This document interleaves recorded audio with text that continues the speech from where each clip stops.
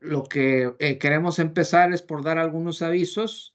La doctora Madrigal nos va a ayudar a poder tener estos avisos aquí registrados en el video, la sesión del día de hoy. Y ya después de eso, pues empezar con el contenido de la sesión, que en este caso corresponde a la unidad ya número 2, ¿verdad? Ese sería el orden de las cosas, ¿verdad, doctora? No sé si gustes Así es. empezar entonces con este tema de las notas que queríamos compartir con los alumnos, ¿no? Así es, doctor. Igual si me hace falta algo, usted me dice, voy a compartir Sí, la pantalla. Ya lo están visualizando, ¿verdad? sí, ya lo estamos viendo. Sí, gracias. Bien, bueno, nada más para comentarles que ya se subió, bueno, lo de la fase 1, ya está la información de la fase 2. Aquí están los recursos, el contenido y en adjuntos va a estar el examen. Los exámenes se van a subir el miércoles y van a tener una semana para contestarlo, porque las preguntas van a venir con respecto a estos capítulos, que esto es el resumen, igual ustedes leen el capítulo para profundizar, y con lo que diga el doctor en clase. Por eso el examen se sube hasta el miércoles para tomar nota de lo que va presentando el doctor, y así va el examen. No sé si ya vieron que ya se pasaron las clases a su portafolio la calificación del quiz 1. Y ahorita en el caso del reporte lo vamos a estar revisando entre el doctor y yo. Uno se va a enfocar más a los puntos de las gráficas, lo que es los diferentes modelos y tecnologías, la representación gráfica, esta representación gráfica, y el otro se va a enfocar a revisar lo que está después. Entonces, ¿por qué les decimos eso? Porque a lo mejor en primera instancia, como no lo vamos a hacer necesariamente de manera síncrona, cuando nosotros estemos evaluando, podemos poner, por ejemplo, ay, ¿cuál es? Es que es el foro diagnóstico, discúlpeme, este no tiene rúbrica, por ejemplo, si revisamos a un compañero, puede ser que le pongamos sin evidencia en primera instancia, pero no es porque no tenga evidencia, sino porque a lo mejor yo voy a evaluar este punto, pero no voy a evaluar los demás puntos, los voy a dejar sin evidencia. Entonces, para que no se asusten, nosotros les vamos a estar publicando cuando ya esté terminado de revisar. Les vamos a estar dando retroalimentación, audio o texto o ambas, para que ustedes vean la retroalimentación. Esa retroalimentación les va a servir para complementarla, porque recuerden que el PIA es juntar todo lo que vinieron haciendo durante el curso, obviamente con las mejoras que se les proponen hacer en este trabajo. ¿Ok? Entonces, si ven un elemento que dice sin evidencia, es porque todavía no está revisado esa parte. Entonces, no se asusten, repito, les vamos a publicar en Teams y en Nexus cuando ya quede terminada la revisión. ¿De acuerdo? Como les decía también, ya está todo lo de la fase 2, falta nada más subir el examen, que se sube mañana. Aquí ya están las actividades de esta evidencia, que yo creo que al final vamos a ver a detalle la evidencia, ¿verdad, Doc? Sí. Al final ya están aquí los recursos, los capítulos y la guía la guía didáctica con su rúbrica correspondiente para que le lean a detalle. Igual al final del tema lo ve el doctor. Para el quiz tienen de mañana en 8 y el informe pues de mañana en 15. O sea, tienen la semana que no tenemos sesión, esta semana también. También ya está la información de la fase 3. También lo mismo pasa con el examen, que hasta el miércoles de la siguiente semana que nos reunamos va a estar. Y la información y las gráficas que se solicitan junto con sus recursos y su guía. Todavía está pendiente terminar, perdónenme, la fase 4 y el PIA, terminar de cargarla. Pero por lo pronto ya tienen todas las 2 semanas y 2 semanas. Aquí ya tienen trabajo para 4 semanas para que vayan viendo. Creo que era todo lo que íbamos a ver ahorita, ¿verdad, Doc?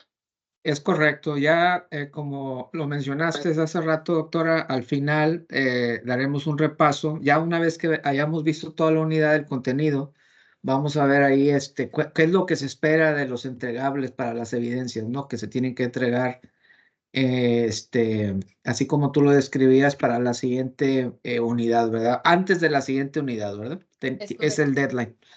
Así es correcto. Muy bien, ok. Bueno, pues voy a empezar a compartir mi pantalla, si me permiten. Ah, me avisan, por favor, cuando ya esté. Supongo que ahí ya Ya deberá se ve. empezarse a ver, ¿verdad? Ok, muy bien. Sí, Muy bien. Bueno, pues recordaremos que para esta segunda unidad del tema de eh, lo que es la elaboración de un portafolio, proyecto de transformación digital, en esta segunda unidad consiste en la intersección de lo que son los habilitadores digitales con lo que es ciencia de datos, que es el eje horizontal y el eje vertical correspondientemente. La intersección de ambos elementos nos da la oportunidad para poder determinar la factibilidad técnica del caso de uso que ya habíamos nosotros determinado en la unidad 1, ¿verdad? El caso de uso proviene de la estrategia. Ese es lo que habíamos visto en la primera unidad. La estrategia me lleva a la determinación de aquellos casos de uso que con la matriz que teníamos comparativa de la importancia futura, la importancia actual contra la importancia y beneficio futuro, nos da precisamente el primer insight para la elaboración de los casos de uso. Y a partir de los casos de uso, ya lo que acabo de mencionar hace un instante. Y entonces, me gustaría empezar por platicar de este tema de los habilitadores digitales. Aquí se mencionan 6. La verdad, pues no son exclusivamente estos 6, pero pues sí, de alguna forma son los que mayormente se conocen, ¿verdad? Y pudiéramos hablar de algunos otros, pero si se fijan, todos ellos tienen que ver con un común denominador, que es tecnología, ¿verdad? Todo esto son habilitadores de tecnología, ¿verdad? Y entonces, cada uno de ellos cubre un aspecto tecnológico que permite precisamente llevar a cabo la instrumentación del caso de uso. No sé si de alguno de estos 6 ustedes tuviesen algún antecedente o algún comentario que hacer. Cada uno de ellos tiene un aporte diferente.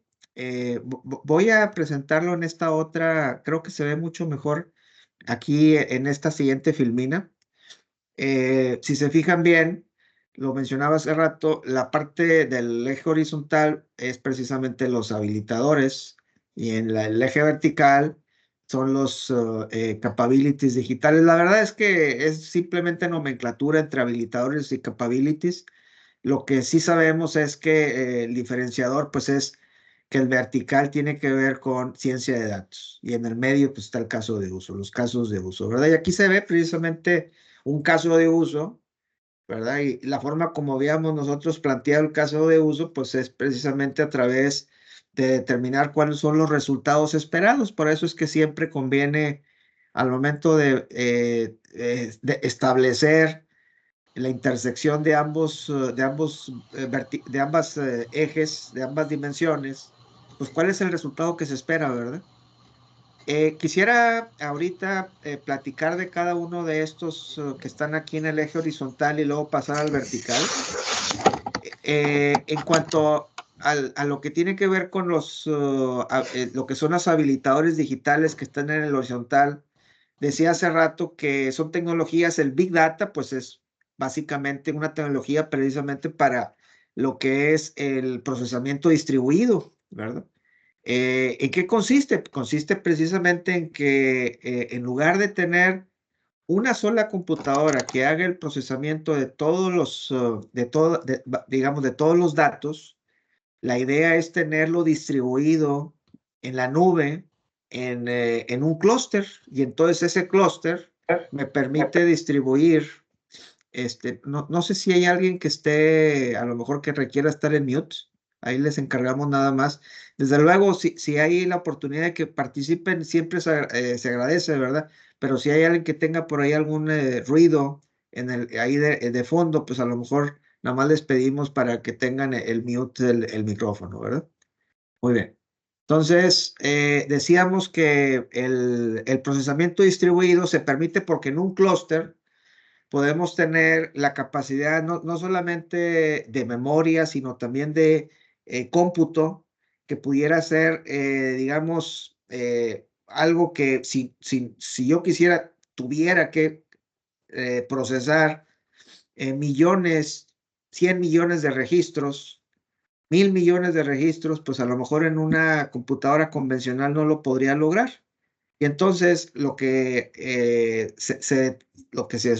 aquí se contrata son servicios en la nube que precisamente permiten el procesamiento distribuido. Y aquí hay varios proveedores de servicio. Los más importantes son Microsoft con su servicio de Azure, y el tema de Amazon con los servicios de AWS.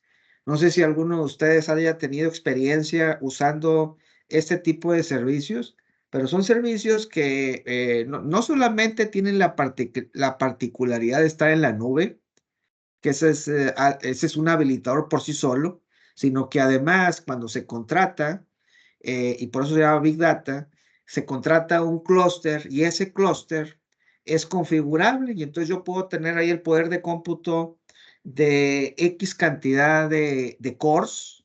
Recordemos que un core es una unidad de procesamiento y junto con la unidad de procesamiento core viene la capacidad de memoria y entonces la configuración de la combinación entre memoria de cómputo y capacidad de procesamiento, el core y la memoria RAM, es, digamos, una mezcla que precisamente se oferta en la nube de tal manera que el usuario puede configurarlo de acuerdo a sus necesidades. Y este tema de acuerdo a las necesidades tiene que ver mucho con el tipo de solución, el tipo de caso de uso que se vaya a ocupar. Porque si estamos hablando de una solución, digamos, que va a requerir el procesamiento de modelos de analítica, pues entonces el tema del procesamiento de los cores tiene más peso que el tema de la memoria RAM, ¿verdad? Pero si, por contrario, voy a poner el caso contrario, el caso de uso requiere, por ejemplo, la generación de segmentos, de segmentación. A lo mejor la parte analítica no es tan importante, no consume tanto esfuerzo, pero sí la parte de la memoria, ¿verdad? Y entonces la memoria RAM juega un papel más importante. Entonces esta combinación en la configuración y el setting del clúster, es una receta que precisamente el usuario puede configurar de manera muy particular. Y entonces, ya una vez determinado el tipo de core y el tipo de memoria, ahora sí sigue la cantidad. Y esa cantidad tiene que ver cuántos cores quiero yo manejar y de qué tipo, y cuánta memoria y de qué tipo, porque hay diferentes tipos de memoria. Hay unas memorias RAM que son digamos, de acceso más inmediato por la indexación que tiene de los bits, y otras que a lo mejor no lo ocupamos, ¿verdad? Entonces, dependiendo del caso de uso, voy a requerir diferente servicio de Big Data. Y eso es con lo que acabo mi comentario, ¿verdad? Ya hablamos de los proveedores y ya hablamos de la configuración que permiten estos proveedores, estos AWS, así como Azure, permiten configurar al momento de contratar un servicio de clúster, ¿verdad? Para procesamiento distribuido. Quisiera hacer aquí una pausa para saber si está claro y preguntar por dudas.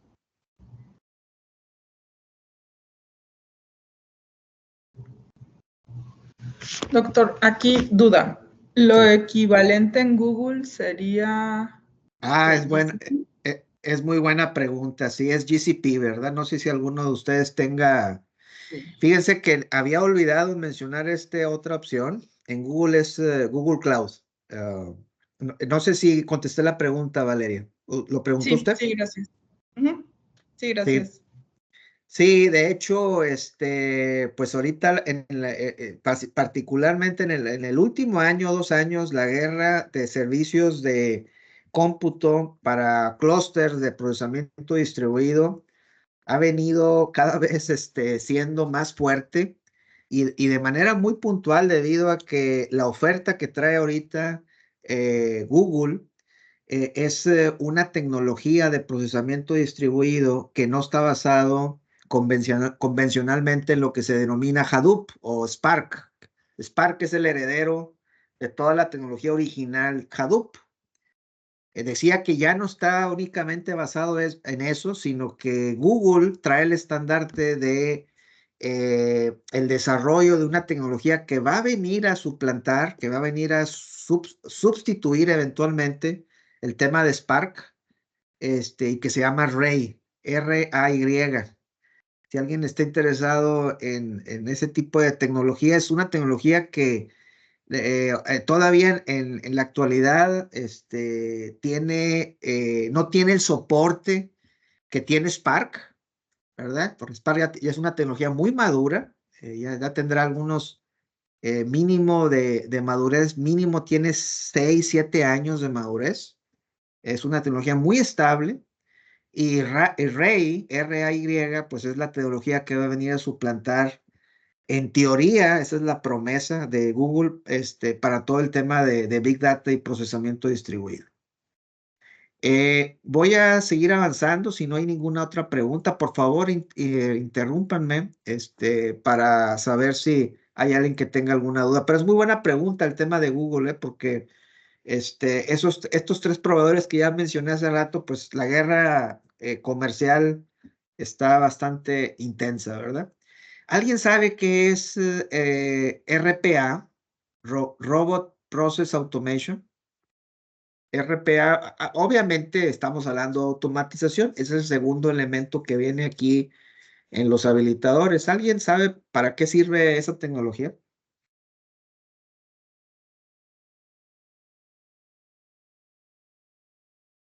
Estas tecnologías de RPA pues, tiene al menos 20, 25 años que apareció. Quizás algunas tecnologías que replicaban o simulaban esta funcionalidad, inclusive podemos decir que tienen más de 30 años, pero ya la tecnología maduramente tendrá unos 15, 20 años.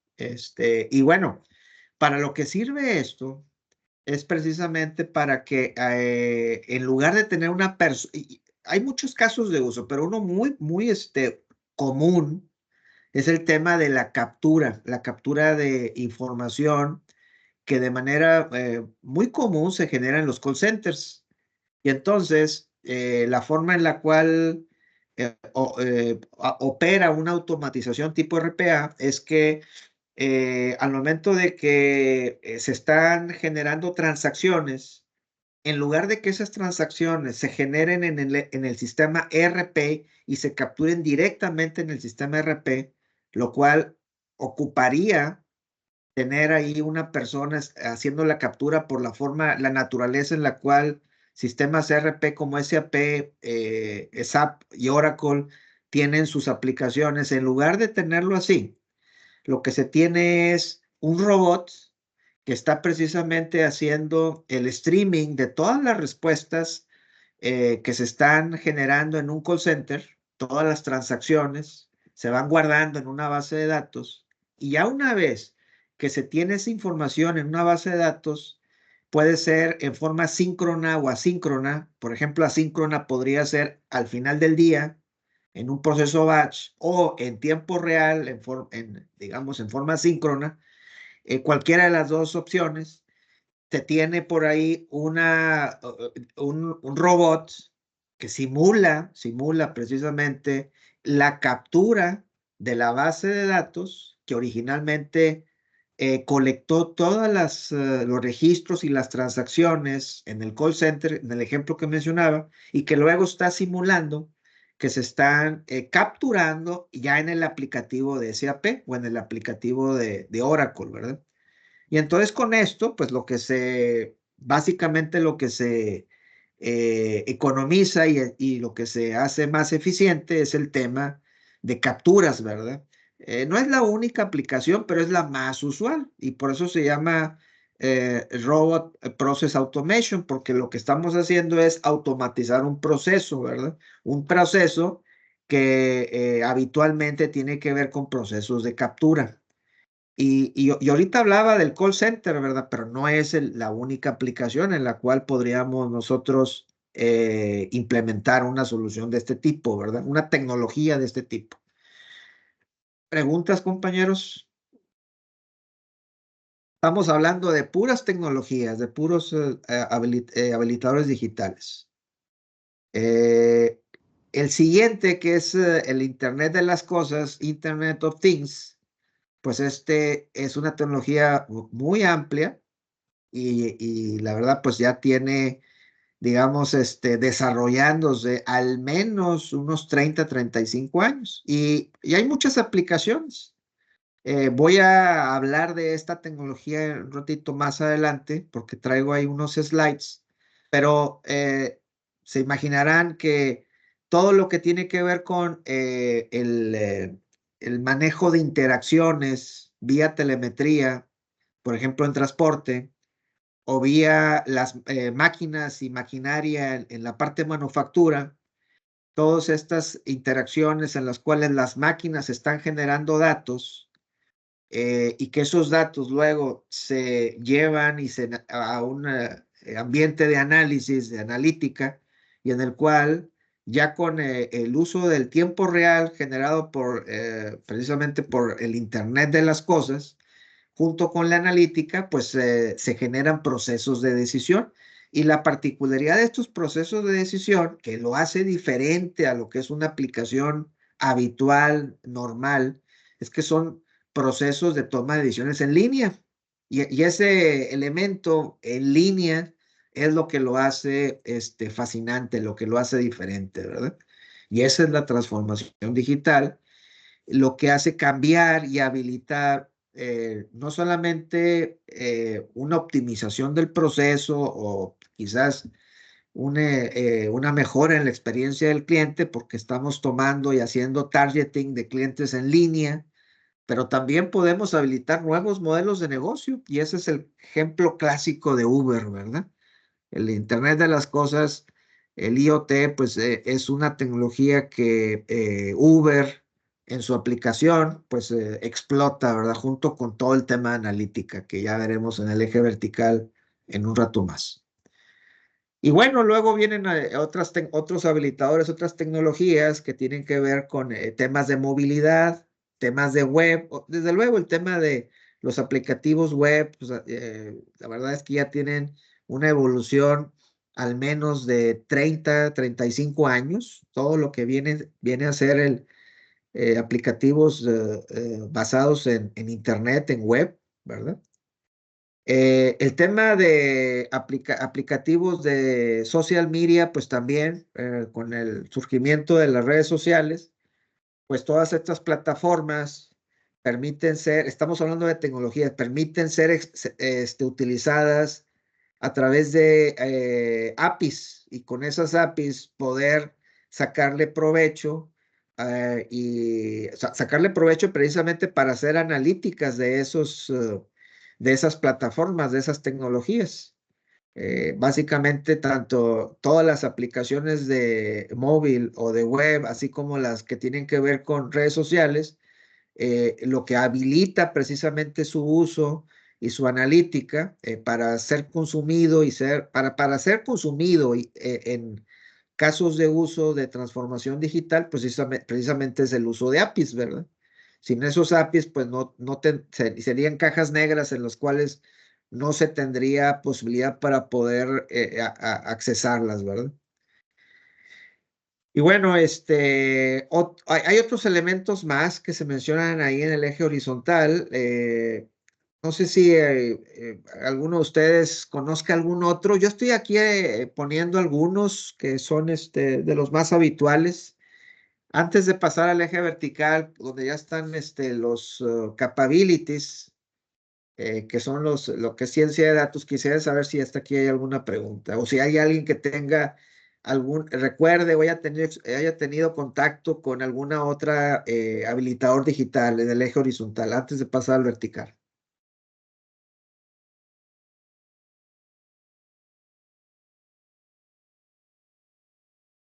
Muy bien. Y bueno, pues vamos ahora a pasar a la parte de lo que es ciencia de datos. Y este tema de ciencia de datos me lleva a una reflexión en forma muy puntual, muy específica, y es la forma en la cual el tema originalmente el tema de BI, lo que es inteligencia de negocios, Business Intelligence, se desarrolló, se empezó digamos, a llamar la atención pues hace 20 años, ¿verdad? 20, 25 años. Aquellas primeras, digamos, soluciones que buscaban darle al tomador de decisiones la oportunidad por eso llaman capabilities, la capacidad de poder tomar decisiones, ¿verdad? El apoyo, el soporte a la decisión. Por ahí existe, inclusive con anterioridad, los sistemas de soporte a las decisiones, los Decision Support Systems, que pues, esos nos llevan en el tiempo pasado todavía más hacia atrás, 30, 35 años quizás, ¿verdad? Y son precisamente los analíticos de BI los que se conocen como la analítica descriptiva, porque en realidad todos esos reportes de BI lo que precisamente están reportando son descriptivas de los datos, ¿verdad? Y es sobre esas descriptivas que así nació el tema de la analítica, ¿verdad? Desde luego, con el uso de técnicas de análisis estadístico y de machine learning más sofisticadas, se pueden hacer análisis precisamente que busquen generar mayor valor al momento de hacer la toma de decisiones. Y esta toma de decisiones ya no es particularmente, digamos, a través de reportes estáticos, ¿verdad? Sino ya se transforma en un proceso, lo mencionábamos hace rato, que puede ser hecho en línea, ¿verdad? A través de todos estos tecnologías que ya mencionamos en el eje horizontal. Y entonces la analítica predictiva viene a ser precisamente el segundo intento, el segundo escalón en este proceso de inteligencia, ¿verdad? Primero de la descriptiva y luego la predicción. Y es que en la predicción lo que se busca determinar es cuáles son los factores que mejor explican un problema, un fenómeno, y con ello lograr, con esos factores, predecir lo que con mayor probabilidad va a ocurrir. Y con eso tener la oportunidad para tomar decisiones mejor informadas. Y después de ello, en el nivel de valor agregado, en el eje vertical, pues aparecen las analíticas prescriptivas, que no es otra cosa más que la optimización. Y la optimización es la instrumentación de esas predicciones, de esos factores que yo ya descubrí están generando un fenómeno causa y efecto, y sabiendo que existen esos niveles de impacto, esas relaciones causa y efecto, sabiendo cuál es la intensidad, cuál es el gradiente de cambio con el cual al moverle un factor se genera un cambio en la salida, en la predicción de algo. Por ejemplo, si estoy moviéndole al precio de un producto, cuánto cambia la demanda de ese mismo producto, pero también cuánto puede cambiar la demanda o impactar la demanda de otros productos que pueden ser, digamos, complementarios, o que pueden ser sustitutos, ¿verdad? Inclusive por efectos de canibalización o de efecto halo. Sabiendo cuáles son esos impactos, ahora sí puedo generar una prescripción, una optimización.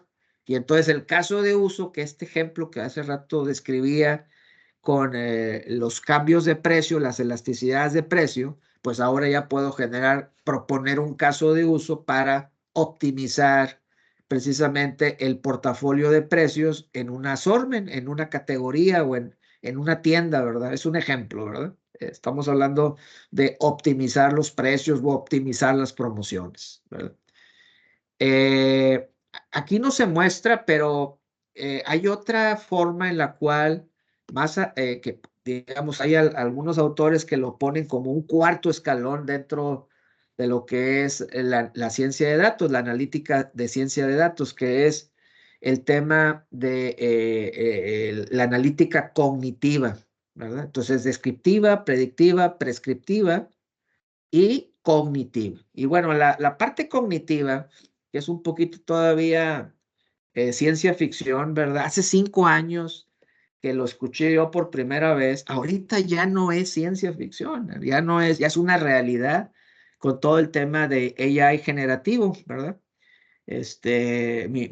Yo en lo particular me concentro bastante de mi trabajo precisamente en aplicaciones de AI generativo, y entonces el reinforcement learning es uno de las técnicas, de los algoritmos que precisamente están generando mucho interés, mucho valor al aplicarse para temas de analítica cognitiva, porque básicamente en estos tipos de soluciones, en estas analíticas, pues en realidad yo ya no tengo que ser, prácticamente ya no tengo que ser se le llaman low code o no code. ¿Qué significa low code o no code? Significa que prácticamente ya no tengo que hacer código, ya no tengo que programar, porque el mismo algoritmo, que muchas veces a lo mucho que puedo hacer o que tengo que hacer es configurar algunos parámetros, el mismo algoritmo está aprendiendo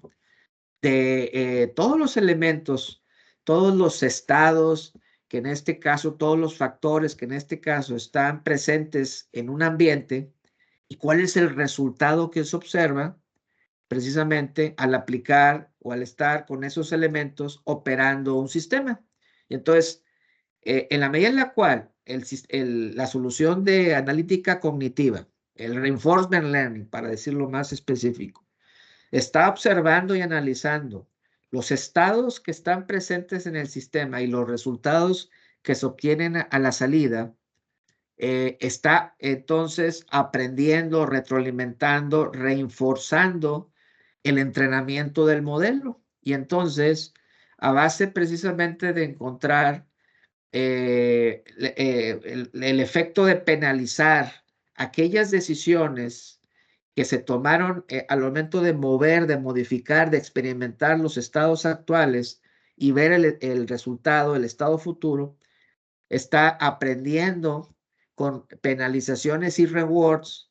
Penalizaciones cuando me alejo de una solución conveniente, de una solución que maximice, por ejemplo, revenue o ingresos. Estoy hablando otra vez de el tema de analítica de precios o de promociones.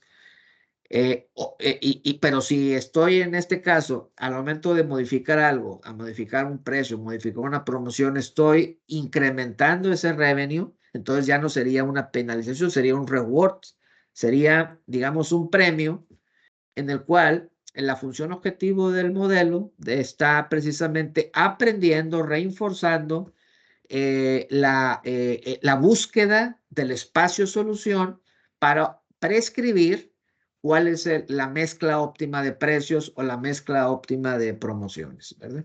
Entonces, aquí estoy describiendo, si se fijan, una especie de analítica que se parece a la parte de optimización de prescriptiva, analítica prescriptiva, pero que no requiere precisamente el programar un modelo matemático para optimizar precisamente este ejemplo que mencionaba de los precios. No se requiere porque en realidad es una caja negra, y en esa caja negra lo que está haciendo el algoritmo es aprender de toda esta simulación que está haciendo con los estados actuales y las condiciones futuras para poder estar modificando las acciones y con ello poder tomar decisiones que estén mejorándose a través de este efecto de de penalización y de rewards.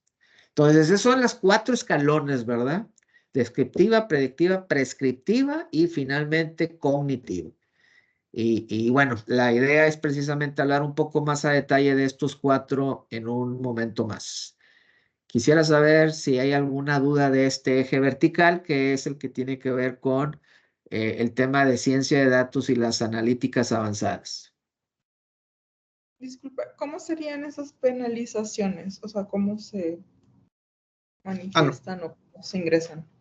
Sí, bueno, en realidad el modelo de Reinforcement Learning, yo mencionaba que en realidad yo no tengo que enseñarle precisamente a calcular esas penalizaciones porque lo único que necesito es decirle, mira, con estos precios y sabiendo cuáles son los efectos de demanda que estos precios pueden tener en el producto propio y en los productos terceros, digamos, hay un efecto de canibalización por, digamos, lo que son productos sustitutos, sabiendo esos efectos que si se fijan vienen de la analítica predictiva, esos efectos de interacción se alimentan en el modelo de Reinforcement Learning y esos elementos generan digamos, un revenue, un ingreso, ¿verdad? Que no es otra cosa más que la multiplicación de precios por demandas. Y lo digo en plural porque estamos hablando de varios productos, no de uno solo, ¿verdad?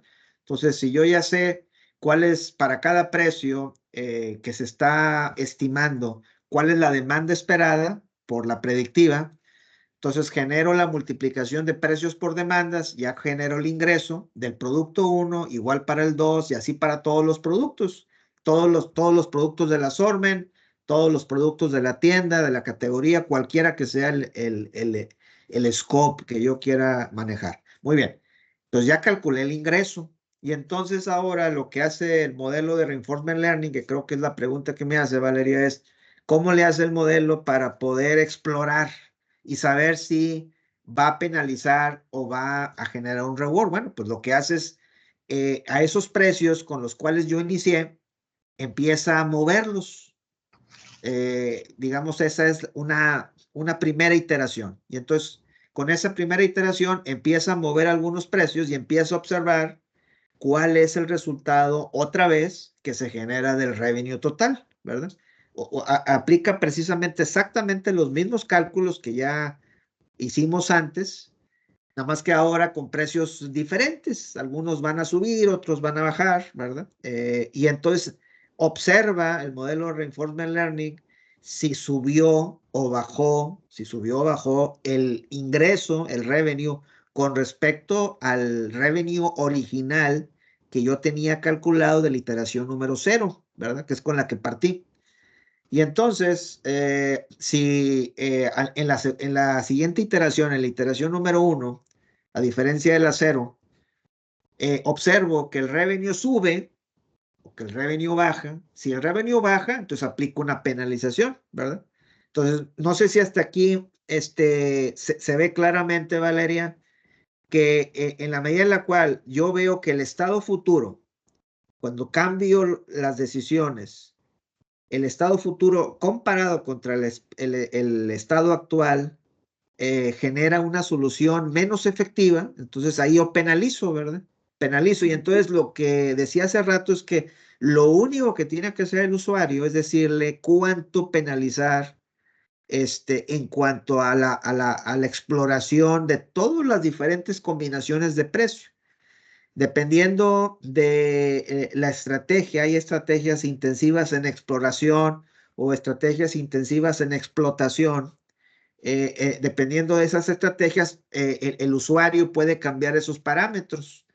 Y entonces, dicho eso, de cada iteración, así lo mencioné para la iteración 1, vuelve a ser la iteración 2, la 3, la 4, y entonces dependiendo de cómo va buscando, cómo va evaluando el ingreso, a veces sube, a veces baja, así va aprendiendo el modelo de Reinforcement Learning y en cada una de esas iteraciones, aplicando penalizaciones y rewards, va generando un proceso de entendimiento, y es precisamente la razón por la que se llama reinforcement learning. Está aprendiendo a través de prueba y error, de penalizaciones y de rewards, hasta que de todas las combinaciones que ya utilizó de precios, buscando encontrar el máximo revenue, aprende a encontrar la solución óptima, ¿verdad? Que es la mejor combinación de la mejor mezcla de precios o la mejor mezcla de promociones. Sí, logré responder la pregunta, Valeria. Ok, sí, doctor, muchas gracias. Gracias. Muy bien. Bueno, voy a continuar ahora con un poco más de detalle. Ya hablábamos hace rato de lo que es Big Data. Y aquí lo único que quisiera yo añadir es que hay dimensiones en el Big Data, ¿verdad? El volumen, la velocidad y la variedad. Pero aquí estamos hablando siempre de la oportunidad que me ofrece el Big Data, que me ofrece el procesamiento distribuido que ya mencionábamos hace rato, de estos proveedores, de estos vendors de servicios de cómputo en la nube, para poder tomar decisiones en tiempo real, ¿verdad? Real-time decisions, ¿verdad? Y entonces quisiera asegurarme de que el significado de las 3 V, volumen, velocidad y variedad, quede entendido. Quizás, si me permiten opinar, el que resulta más enigmático es variedad. ¿A qué se referirá con variedad? ¿Alguien tiene alguna idea del significado de eso?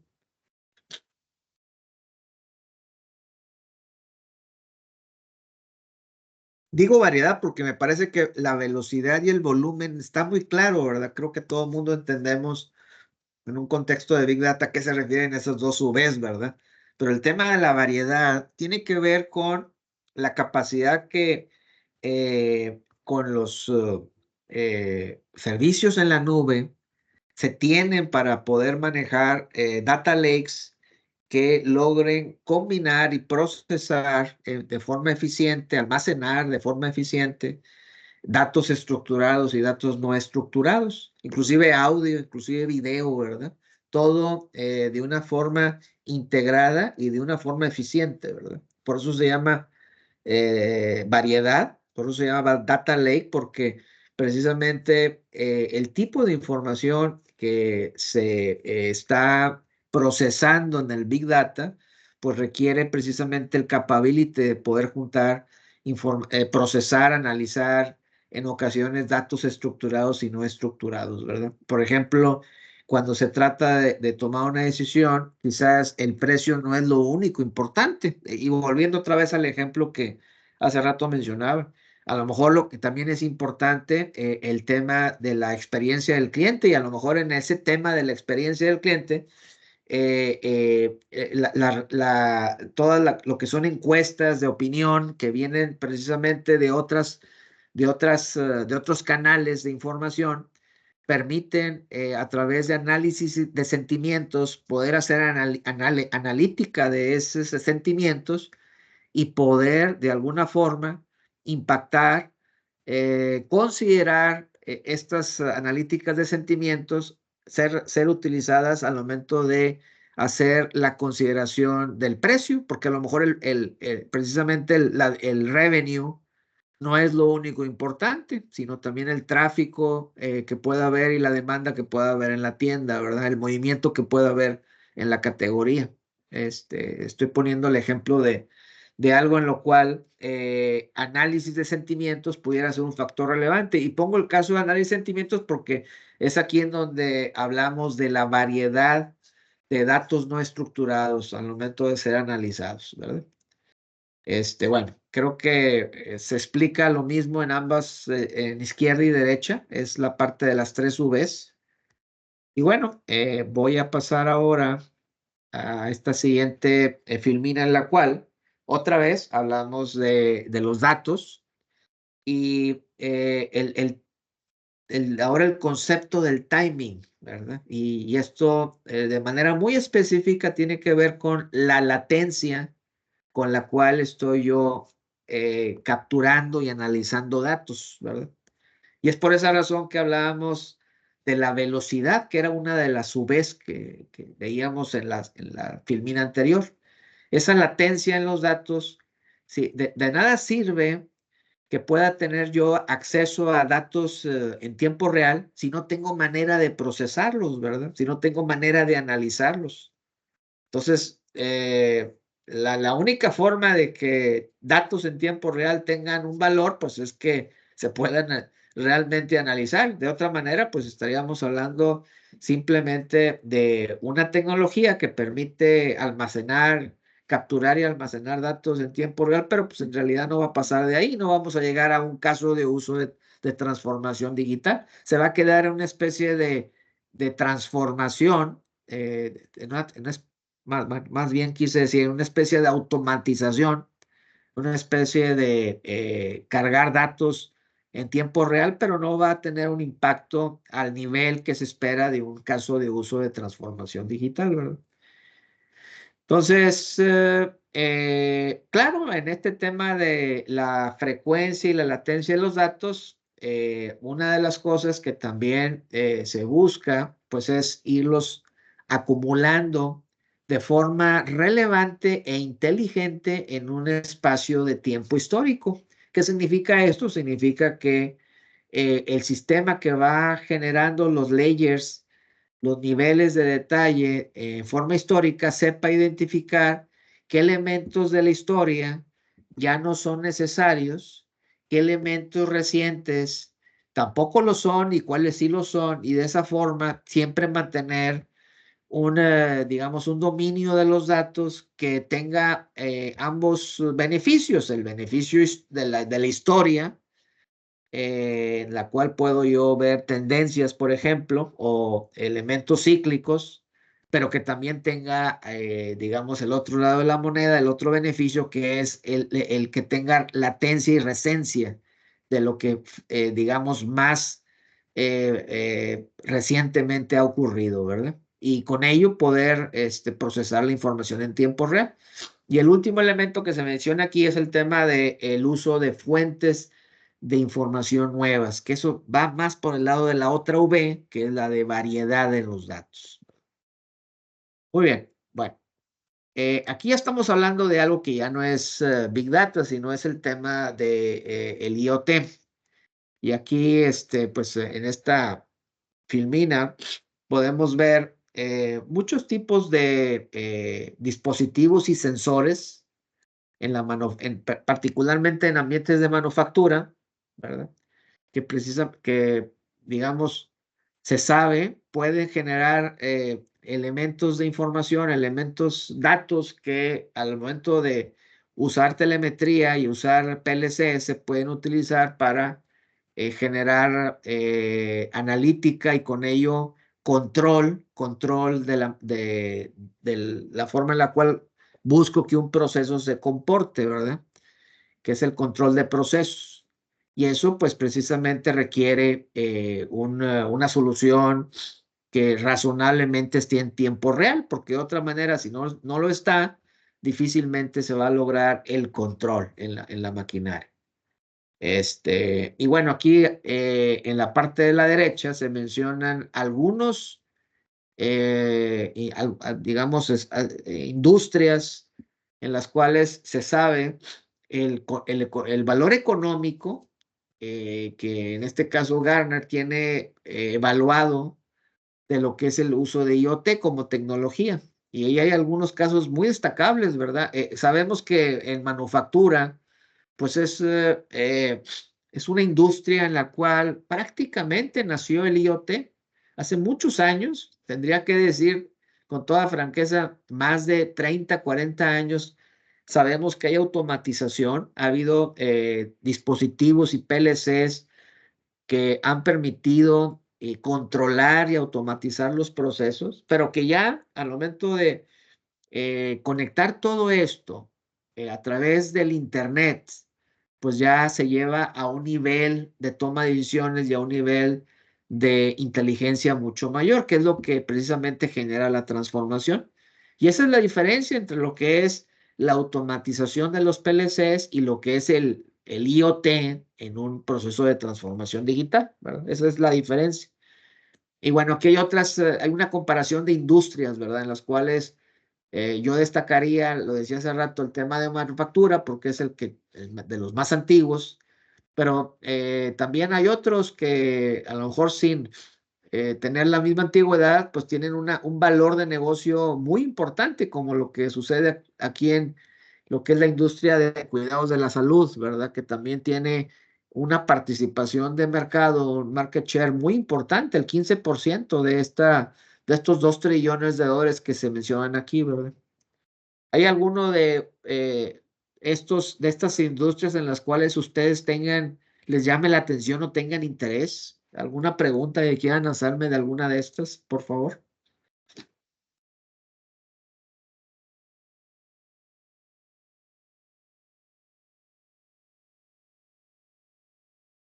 Muy bien. Transportación es otra de las industrias en las cuales se sabe que tiene un alto impacto, ¿verdad? Muy bien. Y de Sí. agricultura, con Pues esto sí, que viene en la parte de la problemática de la contaminación y ese tipo de cosas, y la tendencia a que seamos más productos más naturales para el sí, bienestar. sí, no hay duda que el tema de todo lo que es la genética y los productos mejorados que se manejan en la parte agrícola tiene algo que ver con IoT, lo sabemos, ¿verdad? Porque pues una forma es a través de el comportamiento de las diferentes cepas en tiempo real podemos evaluar si es necesario o no es necesario más tiempo de lluvia o más tiempo de agua, quise decir, ¿verdad? Más tiempo de agua o más tiempo de luz y con ello controlar y mejorar la eficiencia con la cual las cosechas se desarrollan, ¿verdad? Eso es cierto.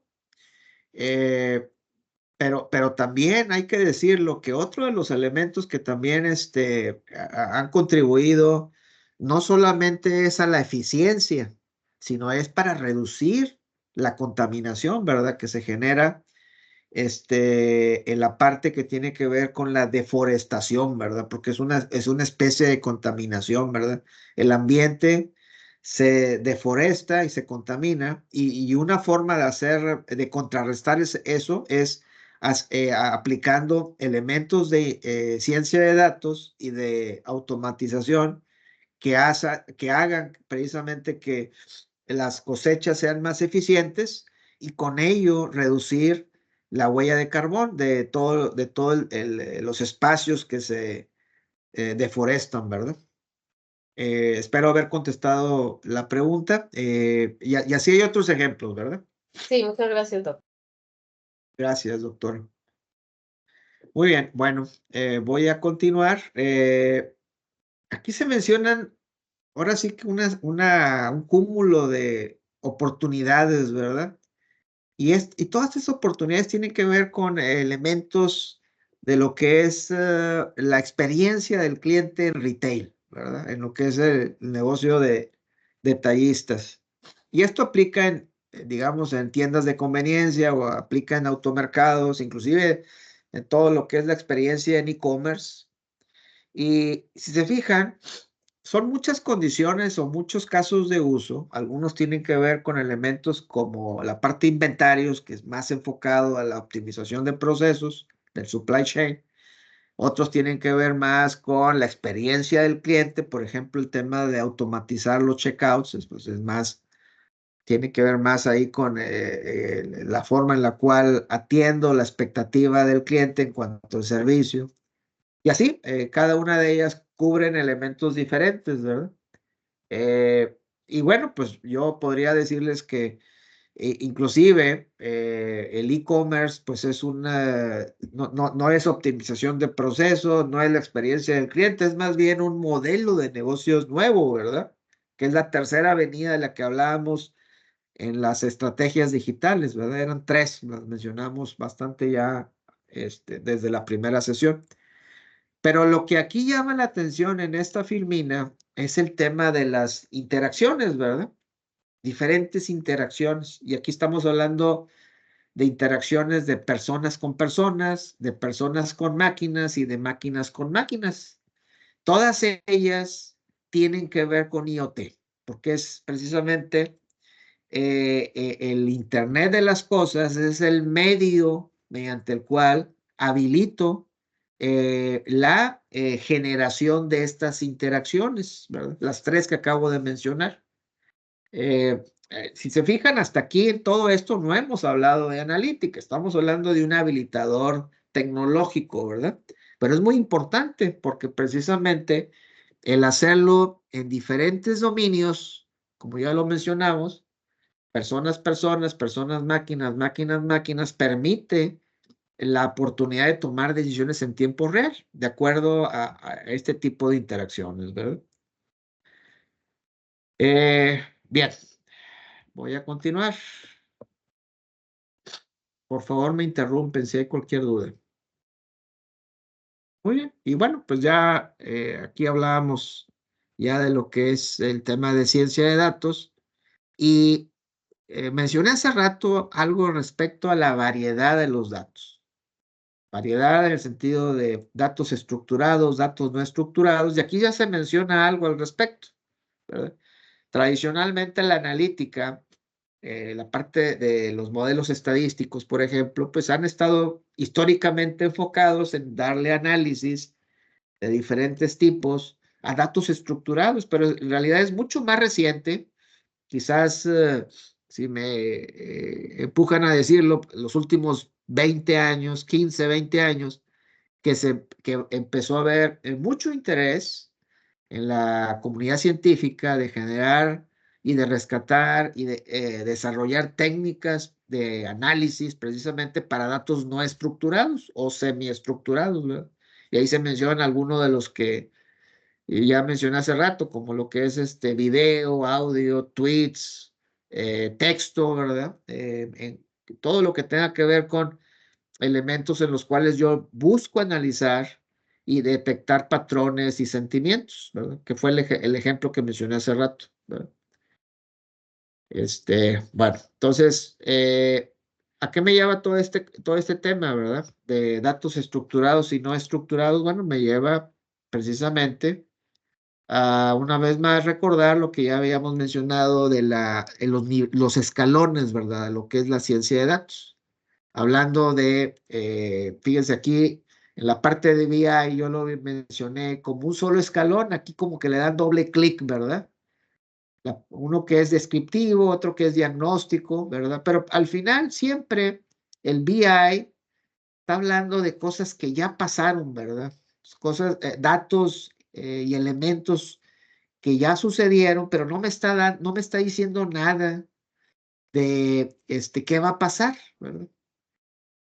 Fíjense, la parte del diagnóstico se maneja inclusive como parte de BI, diagnóstico, y esta reflexión del diagnosis o la diagnosis de los datos me recuerda mucho a lo que es las tesis de doctorado que manejo yo con mis alumnos ahí en el programa de doctorado en la escuela. Porque en todos estas experiencias con los candidatos de doctorado, lo que buscamos es analizar el por qué suceden las cosas, ¿verdad? Que es precisamente lo que se menciona ahí, por qué sucedió, ¿verdad? Y el por qué sucedió me lleva a detectar cuáles son los factores críticos que generan un efecto que estoy analizando, ¿verdad? Y genera hipótesis, ¿verdad? Ese es ahora sí que el meollo principal en una tesis de doctorado, esas hipótesis es con lo que los candidatos de doctorado trabajan y logran cada uno de acuerdo al enfoque y al alcance de la tesis, logran comprobar, ¿verdad? Con nivel de significancia estadística. Pero si se fijan, y esta es una crítica que siempre les doy a los compañeros candidatos del doctorado, una cosa es determinar y probar a nivel teórico por qué suceden las cosas, cuáles son los factores que generan efectos, y otra cosa es comprobarlos, ¿verdad? Comprobar el modelo teórico y en este caso llevarlo a llevarlo a la práctica, ¿verdad? Y entonces me atrevería a decir que la forma ideal para poder comprobar la teoría, el modelo teórico en la práctica, pues es prediciendo y comparando esa predicción con lo que realmente sucedió, ¿verdad? Lo que realmente ocurrió. Y entonces eso es precisamente ya donde empieza el segundo escalón, que es la analítica predictiva, ¿verdad? Porque en la parte predictiva, sabiendo ya cuáles fueron las causas en la parte del diagnóstico, ya puedo generar una predicción, ¿verdad? Y bueno, ya mencioné también hace rato la parte de la optimización, la parte prescriptiva, ¿verdad? Sabiendo lo que va a pasar, si yo ya sé lo que va a pasar, ya lo predije, pues entonces ahora lo que falta por hacer es, sabiendo eso, pues cómo acomodo las cosas para generar el mejor resultado posible, ¿verdad? ¿Qué debo hacer? Es lo que se menciona ahí en la parte de abajo de la derecha, ¿verdad? Que es, ya estoy prescribiendo qué debería hacer si yo ya sé qué va a pasar, ¿verdad? Muy bien. Y es cuando se mencionan ejemplos de recomendaciones, ¿verdad? Y prescripciones. Muy bien. Entonces, si se fijan, aquí no viene otra vez la parte del el cuarto escalón que hablábamos de analítica cognitiva. Pues en realidad, les vuelvo a decir, la analítica cognitiva hace 5 años era todavía ciencia ficción, ¿verdad? No había nada tangible. Había mucha teoría, eso sí, mucha investigación científica de este tema de reinforcement learning, pues es digamos, una técnica que tiene, pues que les podría decir al menos 15, 20 años de haberse empezado a estudiar, si no es que más, pero al menos 15, 20 años, pero no había todavía hasta hace 5 años, algo tangible que pudiéramos nosotros estar aprovechando de esas tecnologías, de esas técnicas de modelación. A diferencia de lo que existe ahora ya a partir de lo que conocemos muy particularmente de hace 1 año, 2 años con todo lo que es AI generativo, ¿verdad? Muy bien, bueno, pues una vez más una forma de representar estos escalones, pero en realidad en esta ocasión me voy a enfocar más bien en la parte de la derecha, ¿verdad? Eh, y este tema de la derecha tiene que ver mucho con los skills, los diferentes roles que hay en una organización al momento de implementar ciencia de datos y analítica avanzada en un proceso de transformación digital, ¿verdad? Y menciono esto porque se darán cuenta que en la unidad 3, ya la que seguirá en nuestra siguiente sesión, vamos a tener que hacer un gap análisis y en ese gap análisis, uno de los elementos que siempre sale en primer lugar, donde hay una technical debt, donde hay una deuda técnica, donde hay dificultades y retos para cubrir ese gap, es precisamente en el tema de las personas, en el tema de lo que es la capacitación, de los roles claves en un proceso de transformación digital y muy particularmente lo que es los puestos de ciencia de datos, ¿verdad? Y algo que resulta interesante de esta gráfica a la derecha, pues es la combinación de 3 skills, ¿verdad? Ustedes lo pueden ver ahí, skills de tecnología, skills de negocios y skills de analítica. Analítica me refiero matemáticas, estadística, ¿verdad? Machine learning, esos temas. Dependiendo del caso de uso, dependiendo de la tecnología, dependiendo del alcance de la solución de transformación digital que esté buscando integrar, voy a requerir más o menos skills de cierto tipo, ¿verdad? Inclusive a veces depende mucho del tiempo en el cual lo voy a hacer. En un proyecto de transformación digital X, a lo mejor al principio necesito más skills de negocio, ¿verdad? ¿Por qué? Porque lo que necesito es poder determinar, diseñar una solución que pueda resonar con el negocio.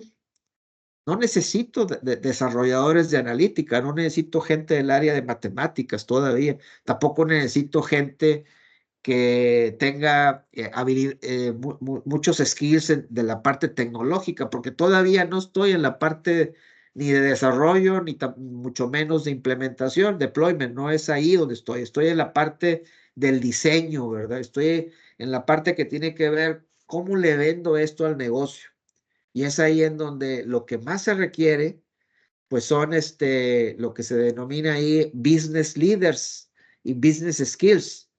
Y hay tres tipos, ¿verdad? Hay data architects, hay analytics translators y delivery managers. Son tres roles que ustedes pueden imaginarse, pueden encontrarlos en las primeras etapas en un proyecto de transformación digital, ¿verdad?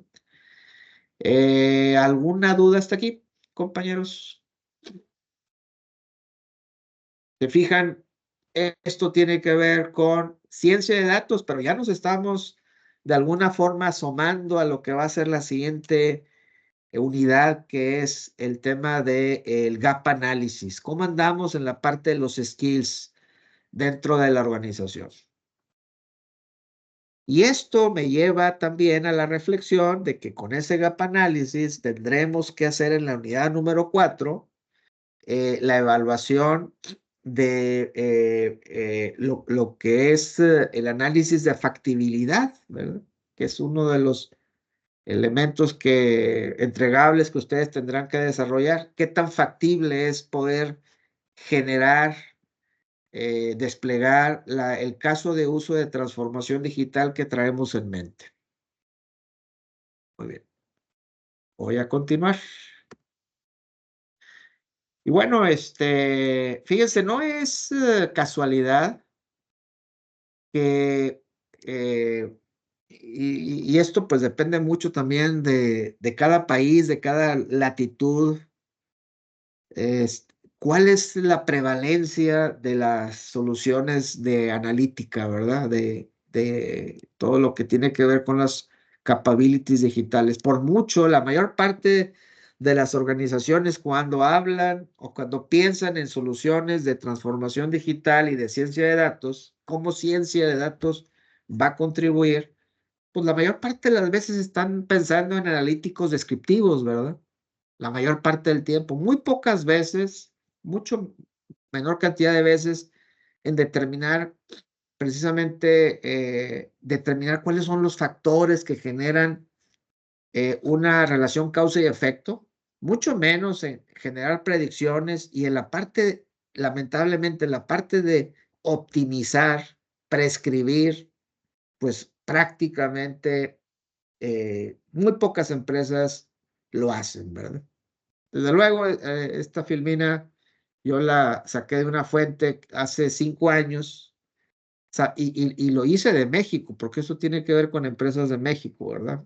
Muy particularmente sabemos que en otros países del mundo, particularmente en China, en los Estados Unidos, en la India, por ejemplo, que donde hay los procesos de transformación digital van a una velocidad mucho mayor, pues sabemos que en esos casos, en esos países, pues la situación, el escenario va a ser muy diferente, ¿verdad? Pero esto es el caso de México.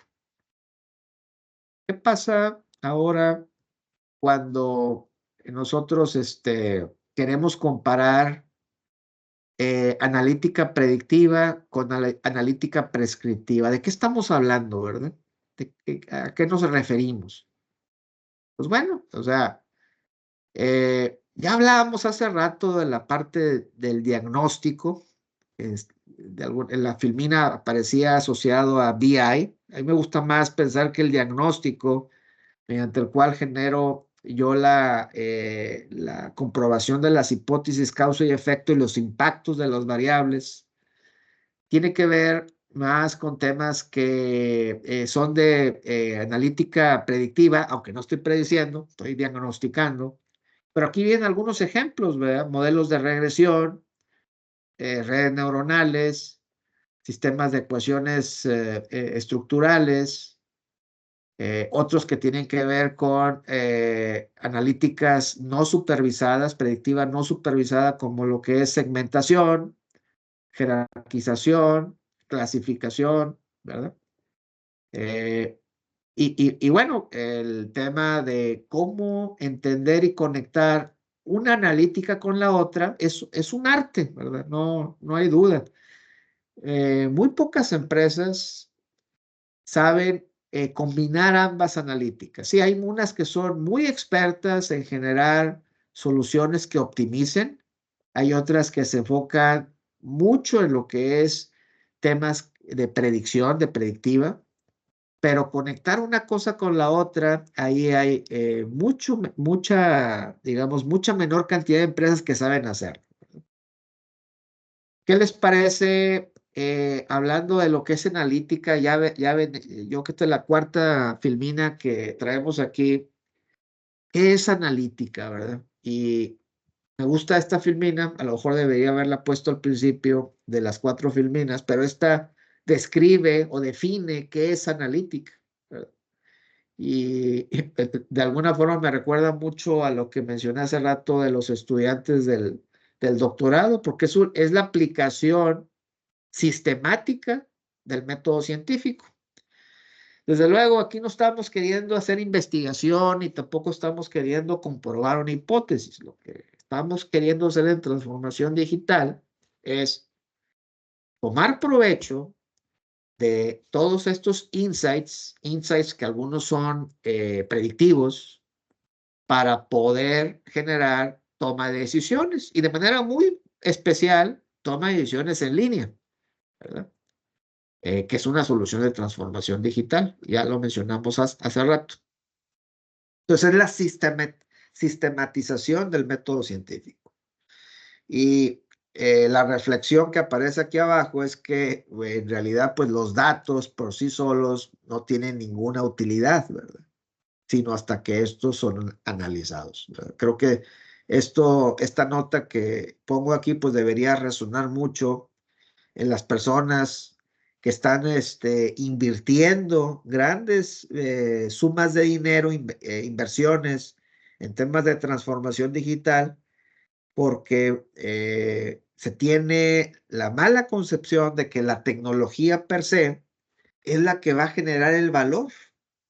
Entonces se invierte muchísimo en tecnología para precisamente habilitar los datos, ¿verdad? Habilitar el tiempo real de los datos, pero en realidad se descuida todo lo que tiene que ver con el análisis de los datos, ya sea predictivo o para temas de diagnóstico o para temas de prescriptiva, ¿verdad? Cualquiera que sea el alcance. Y es ahí donde está, digamos, el hueco, ¿verdad? Y esto me recuerda otra vez al tema del gap análisis de la transformación digital. No existe el talento, en pocas palabras, ¿verdad? Para poder sacarle provecho al análisis de los datos. ¿Alguna pregunta, compañeros?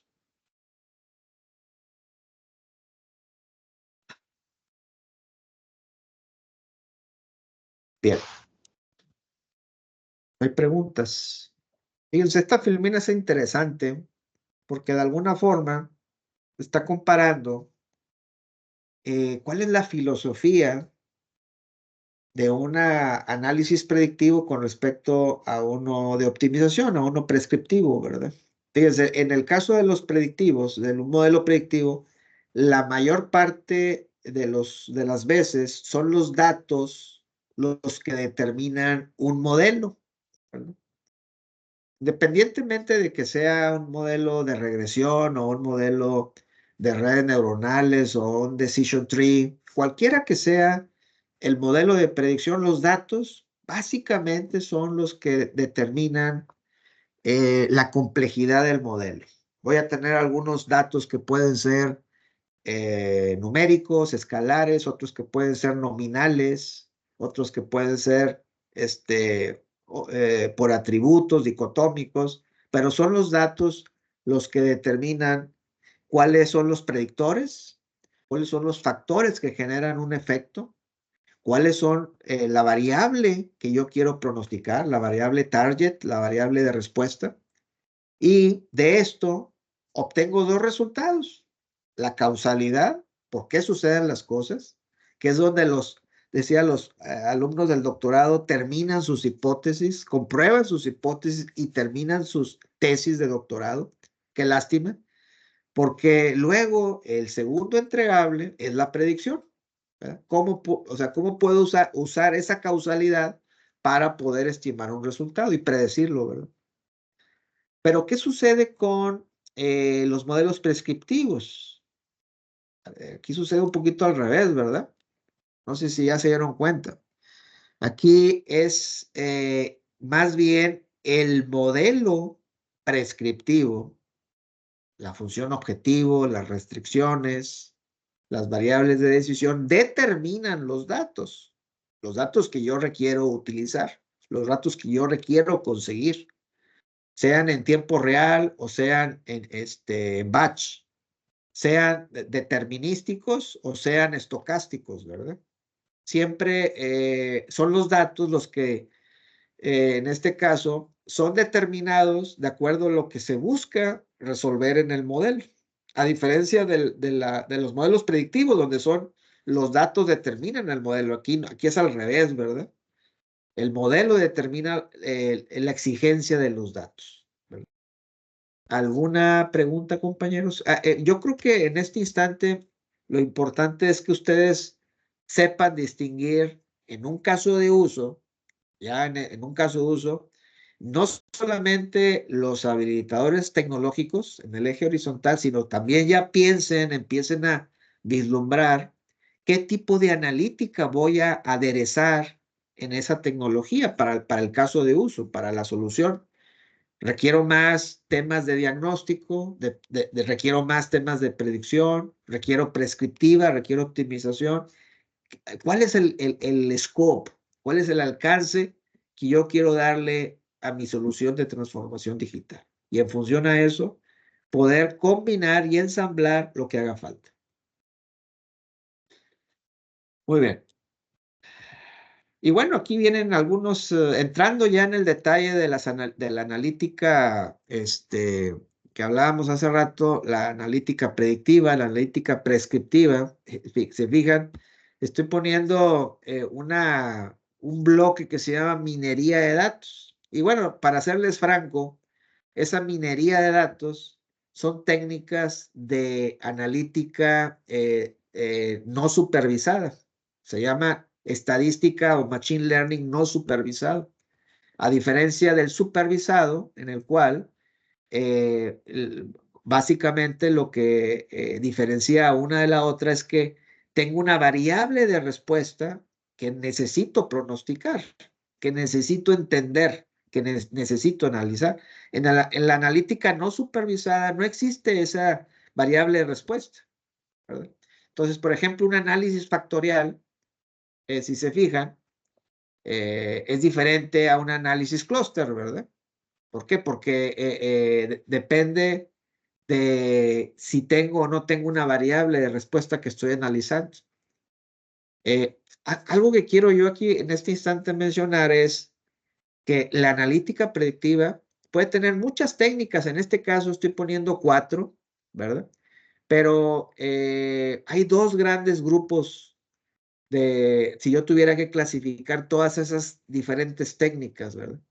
Algunas técnicas van a estar basadas en estadística tradicional, y habrá otras técnicas que van a estar más basadas en algoritmos de machine learning, ¿verdad? La diferencia entre la estadística y el machine learning, pues es cuál es la orientación del algoritmo. Ambos son algoritmos, ¿verdad? ¿Cuál es la orientación del algoritmo cuando se analizan los datos? La estadística multivariable habitualmente maneja relaciones lineales, ¿verdad? Y de ahí sale, por ejemplo, la regresión lineal y la regresión multivariable, ¿verdad? Los sistemas de ecuaciones estructurales igual. Pero, por ejemplo, algoritmos como Decision Trees, Random Forest, lo que son redes neuronales, pues manejan relaciones no lineales. Y el algoritmo, entonces, ya no está basado en la estadística paramétrica, ni siquiera en estadística no paramétrica, está basada más bien en encontrar, digamos, elementos que hacen discriminar variables que generan efectos. En otras palabras, ¿cuál es el efecto, cuál es la contribución que tiene cada una de esas variables, de esos factores, en forma individual o en forma combinada al momento de predecir un resultado, la variable de respuesta, ¿verdad? Por un lado, la estadística multivariable tiene 200, 300 años de existencia y el Machine Learning pues tendrá no más de 30, 35 años de haberse de alguna forma tenido la concepción de estos algoritmos, ¿verdad? Incluyendo las redes neuronales.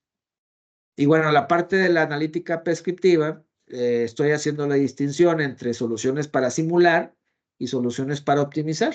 En ambas, lo que busco es encontrar la combinación de las variables que yo quiero tomar decisión, ya sea para ver qué sucede si cambio algo, esa es simulación, un what if, y en el otro caso la optimización es más enfocado en encontrar la combinación óptima sin tener necesariamente que hacer la simulación de algo, ¿verdad?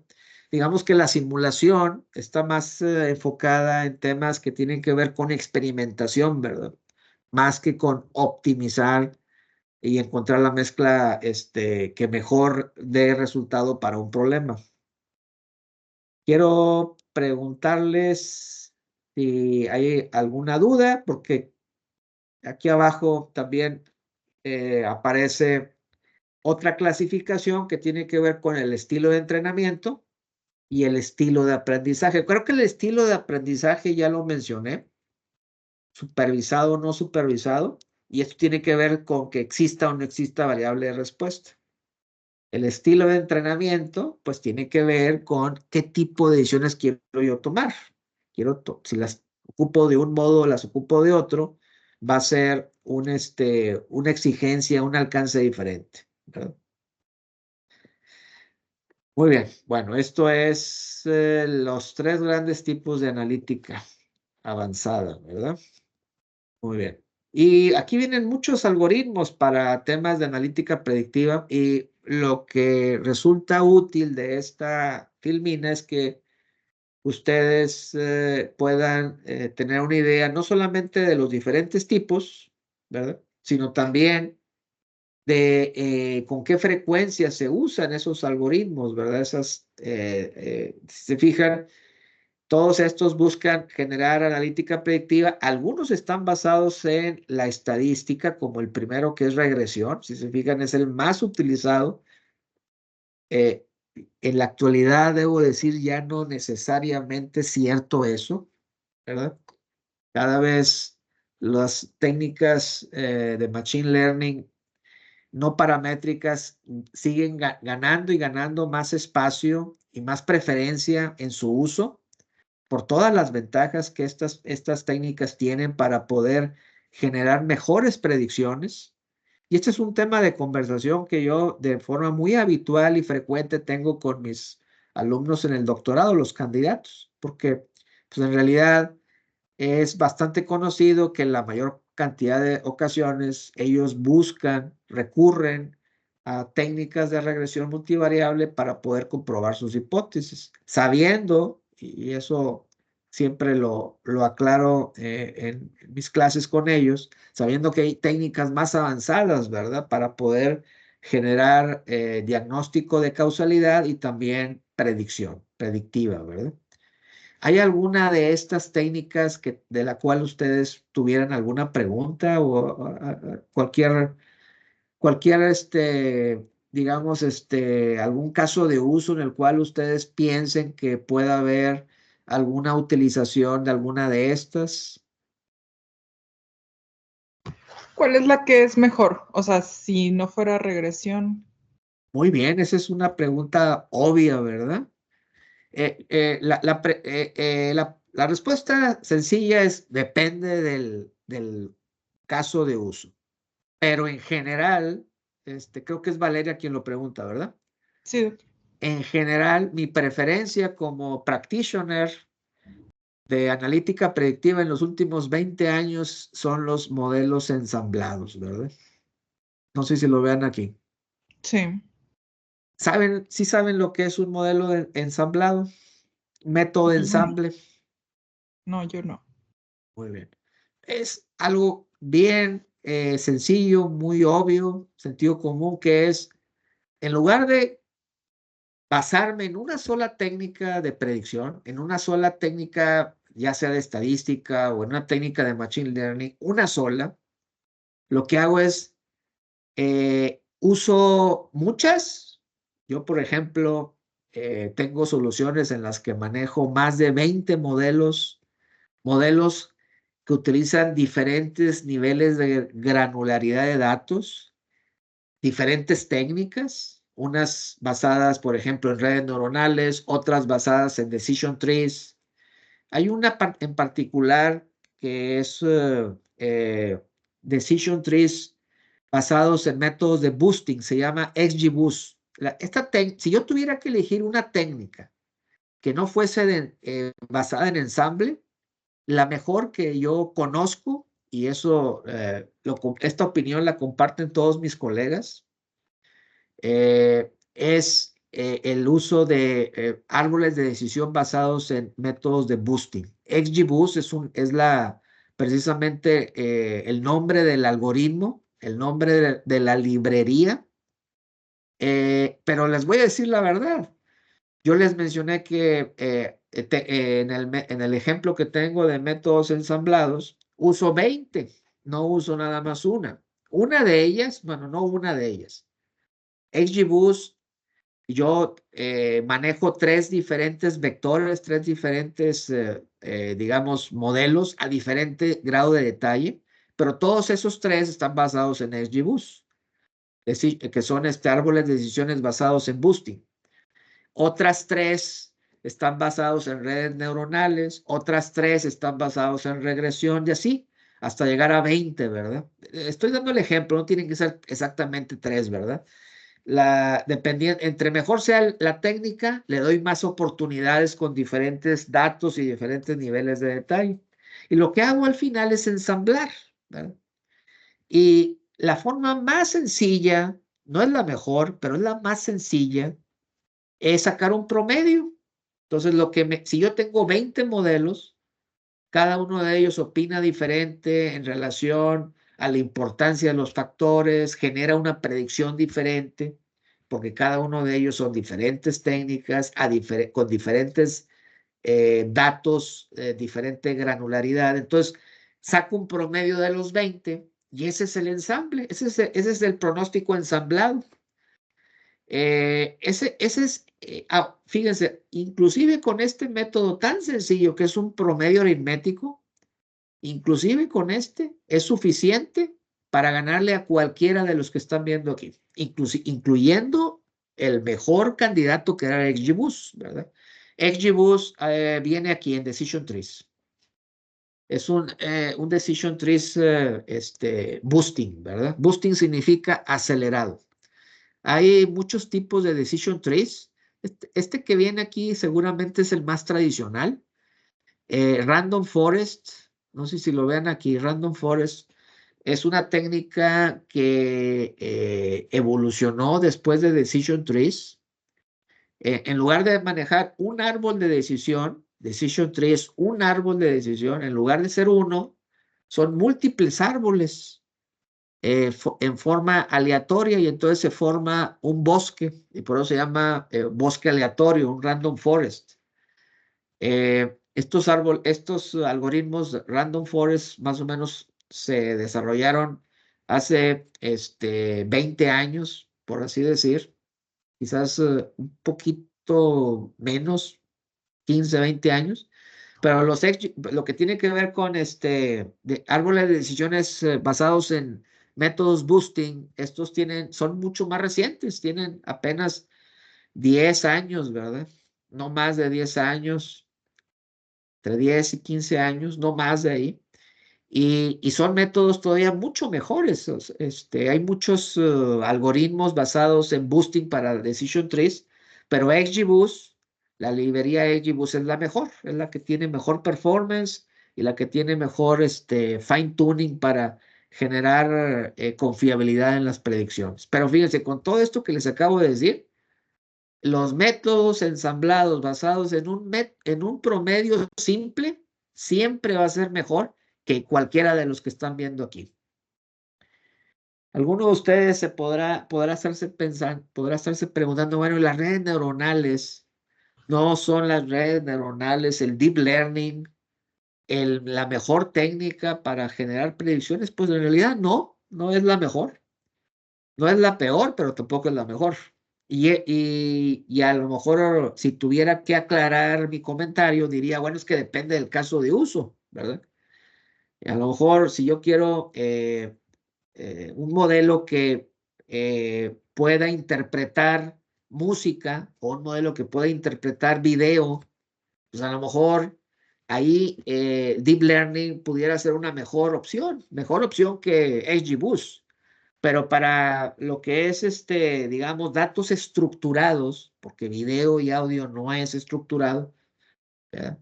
Para datos estructurados, lo que son datos, digamos, tradicionales, casos de usos tradicionales, no hay duda que XGBoost es mejor herramienta que Deep Learning, que redes neuronales, ¿verdad? Entonces, no sé si contesté la pregunta, Valeria, ¿qué es un método de ensamble, verdad? Que fue la pregunta, ¿cuál es el mejor método de los que están aquí? Los métodos Sí, ensamblados. El promedio aritmético, por cierto, no es la forma más sencilla de ensamblar, pero funciona, siempre me va a dar algo mejor que cualquiera de estos, pero no es la única opción para ensamblar, por cierto. Hay opciones mucho más inteligentes, más sofisticadas para ensamblar. Yo podría hablarles de que hay métodos de ensamble basados en pesos, en ponderaciones. Le doy una ponderación diferente a cada vector, ¿no? A cada modelo le doy diferente peso. Y entonces acabo con un promedio ponderado, pero hay también métodos de ensamble, técnicas de ensamble que están basados en condiciones. Es decir, si las condiciones de los factores están puestos de cierta forma, entonces le doy más peso a un vector, a un modelo que a otro, o que a los demás, ¿verdad? Si son 20, pues tendría que comparar y elegir cuál de los 20 es el mejor para cada condición, ¿verdad? Entonces lo que hago es determinar de acuerdo a las condiciones de todos los factores, aquella, digamos, combinación de factores en los cuales se identifica cuál es el mejor vector que debo usar y así para poder sacarle provecho a cada uno de los 20 vectores que mencionaba como ejemplo hace rato. Muy bien. ¿Alguna? gracias. Sí, de nada. ¿Alguna otra pregunta? Muy bien. Bueno, esta es una referencia para ustedes. Ojalá y les sea de utilidad para tener visibilidad de todas las técnicas que hay en la parte de analítica predictiva. Recuerden, hay supervisados y no supervisados. Los supervisados es en donde yo busco predecir una variable de respuesta. Los no supervisados es donde busco generalmente hacer análisis de clusterización. Es una de las aplicaciones y de las diferencias, ¿verdad? Muy bien, y aquí ya, sigue toda esta discusión con las diferentes técnicas y otra vez se hace la mención de la diferenciación entre supervisados y no supervisados, ¿verdad? Muy bien. Esta historia que está aquí del lado derecho es pues una especie de caricatura en donde nuevamente se hace explicación de la diferencia que hay entre lo que es una correlación y lo que es una causalidad. Son cosas completamente diferentes. Lo que buscamos hacer cuando hacemos analítica predictiva no es analizar correlaciones, sino más bien es comprobar causalidades, efectos de causalidad que permiten determinar qué factores son los que contribuyen para determinar un resultado a predecir, un resultado esperado.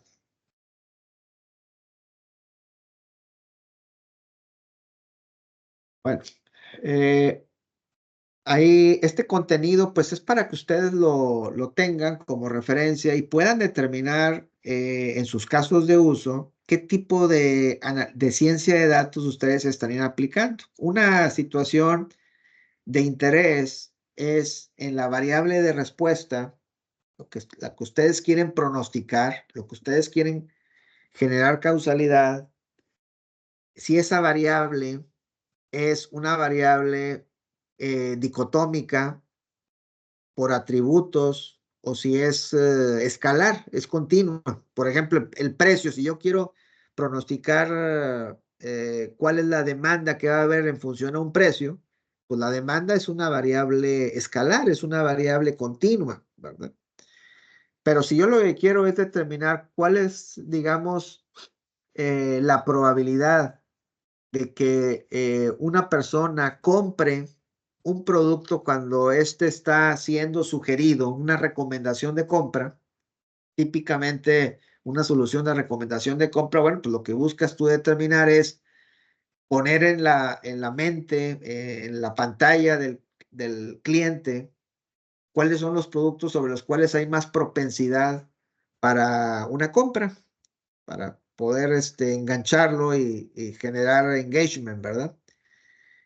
Si se fijan, la decisión ahí no es, como en el ejemplo anterior, no es escalar, no es continua, no es numérica, ¿verdad? Básicamente, si me permiten opinar, pues solamente hay dos opciones, o lo compra o no lo compra. Y entonces la decisión de la variable que yo voy a predecir aquí, que es intención de compra, pues es dicotómica, es sí o no, ¿verdad? Y entonces, de nuevo, aparece la necesidad por entender de todas las técnicas que ya recorrimos hace rato, cuál es la que mejor me ayuda cuando lo que quiero hacer es predecir una variable dicotómica, ¿verdad? Porque, por ejemplo, en un caso como el que les acabo de describir, Valeria, compañeros, ahí otra vez y de manera muy especial, los árboles de decisión, el XGBoost, genera muchos mejores resultados que lo que es una red neuronal. En general, una red neuronal funciona de manera mejor cuando la variable de respuesta es continua, ¿verdad? Y pierde mucho de sus beneficios y ventajas cuando la variable es de tipo categórico, ¿verdad? No quiere decir que las redes neuronales no puedan hacer predicciones de tipo dicotómico, no estoy diciendo eso, lo que estoy diciendo es compararlo con respecto a lo que es un XGBoost, un Decision Tree Boosted, ¿verdad? Basado en boosting.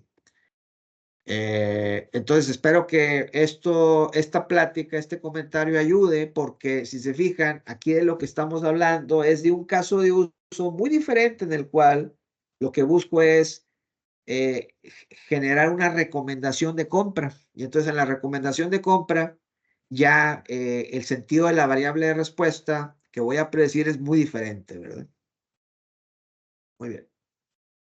Espero que el ejemplo haya sido de utilidad. Por ejemplo, esto que están viendo aquí es un árbol de decisión, ¿verdad? Esto que están viendo aquí en el gráfico es un ejemplo gráfico de una red neuronal, etcétera.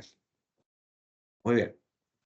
Y bueno, pues yo ya quisiera aquí empezar a dar por terminada la sesión, porque ya aquí vamos a empezar a hablar de, digamos, ya casos de uso específicos en los cuales yo voy a poder usar predictiva y casos de uso donde puedo usar prescriptiva. Y francamente quisiera aquí detener la presentación porque sabemos que este tipo de comparación y de decisión en el sentido de decir, bueno, mi solución quiero llevarla hasta aquí o quiero llevarla hasta acá, tiene mucho que ver con el gap análisis que vamos a recorrer en la unidad número 3. Dependiendo de cómo esté el gap análisis, y no solamente de eso, pero también asociado con lo que ya vimos del unidad 1, que es el beneficio actual contra el beneficio por futuro, esperado futuro, función a esta doble discusión, es que determino cuál es el alcance de las soluciones de transformación digital sobre las cuales quiero yo enfocar mi proceso, ¿verdad? Mi proceso de transformación. Bueno, entonces yo aquí voy, si me permiten, aquí voy a poner yo una marca para saber que aquí vamos a continuar la siguiente sesión. Voy a dejar en este caso, de compartir. Y bueno, pues había comentado al principio de la sesión que queríamos acabar la sesión el día de hoy con la parte que tiene que ver con la explicación de las evidencias que se esperarían que ustedes construyan como parte de la unidad número 2. Entonces, creo que, doctora Madrigal, creo que es el momento de hablar de ello, ¿verdad? Sí, Doc. ¿Comparto la pantalla? Por favor. Muy bien. Ay, ¿dónde dejé el Nexus? Aquí está Nexus. Aquí está. Esta es la actividad de aprendizaje. Igual, esta información, recuerden que aquí en recursos está el archivo evidencia 2.2, donde encontrarán toda esta información, incluyendo la rúbrica, ¿verdad? En este caso, aquí lo que tienen que hacer es leer estos temas que les proponemos de la bibliografía base, investigan las lecturas de Building Blocks, habilitadores contra capacitadores, que fue lo que estuvo hablando el doctor, ciencia de datos y generación exponencial de valor, que es parte de lo que estaba hablando el doctor, resolver el quiz 2. Y después, ¿qué van a hacer? Un informe de propuesta para la monetización de los datos mediante habilitadores digitales y uso de ciencia de datos. El informe debe contener la introducción en donde se presenta el propósito del informe y lo que se espera encontrar en el mismo, un contexto en el que se presenta la importancia de la monetización de datos y su relación con los habilitadores digitales y ciencias de datos en la actualidad. Para el desarrollo, ¿qué van a hacer? Habilitadores digitales, enumerar y explicar las tecnologías que facilitan la monetización de datos. Se puede incluir inteligencia IoT, la nube, inteligencia artificial, entre otros. Ciencia de datos, explicar cómo la ciencia de datos contribuye al análisis y optimización de datos para tomar decisiones informadas. Destacar la importancia de los algoritmos en el aprendizaje automático y la visualización de datos. Describir la analítica avanzada y sus 3 grandes tipos, que son los que vio ahora el doctor en clase. Monetización de datos, definir el término, su importancia y explicar algunas estrategias para monetizar datos. Se pueden incluir ejemplos de empresas que han tenido éxito al hacerlo.